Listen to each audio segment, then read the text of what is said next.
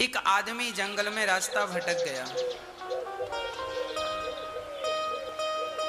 बहुत प्रयास किया कि कोई रास्ता मिले, पर रास्ता मिला नहीं। वो और घनघोर जंगल में रास्ता खोजने के लिए यहाँ वहाँ घूम रहा था। घूमते घूमते और घनघोर जंगल में प्रवेश कर गया। वहाँ बहुत हिंसक जीव रहते थे। शेर रहता था। शेर ने आहट सुनी कि कोई है। शेर अपनी गुफा से बाहर निकला और बहुत सावधानी से वो देखा कि कौन है।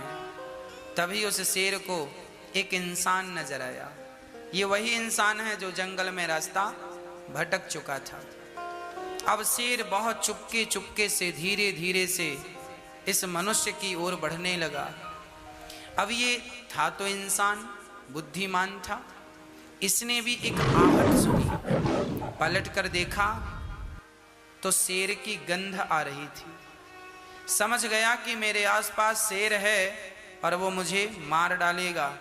तो ये आदमी, ये व्यक्ति अपनी जान बचाने को जोर से दौड़ लगाता, भागता। जैसे ये भागा, शेर को लगा कि ये समझ गया है, तो शेर भी दौड़ने लगा उसके पीछे। अब वो व्यक्ति आगे आगे भागे, शेर उसके पीछे पीछे। शेर बहुत करीब पहुंच गया। तभी ये व्यक्ति आगे भागता भागता जब जंगल से आगे गया तो आगे जाकर देखता है सारे रास्ते खत्म, एक गहरी खाई। यदि उस खाई में कूदता है तो मर जाएगा, और यदि खड़ा रहता है तो शेर मार डालेगा।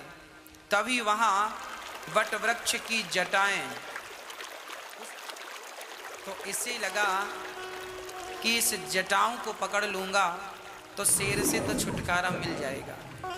वो कूद गया उस खाई की तरफ और कूदकर बहुत बल से उसने जटाओं को पकड़ लिया। जटाओं को पकड़ा ही था कि शेर आकर खड़ा हो गया।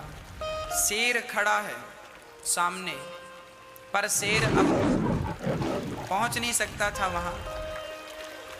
यदि वो बाहर निकलता तो शेर खा जाता, हाथ छोड़ता तो खाई में गिर जाता।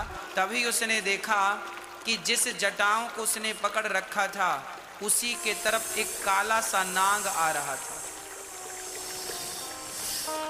बट वृक्ष में नाग इत्यादि तो रहते ही, वो काला सा नाग उसकी ओर आ रहा था।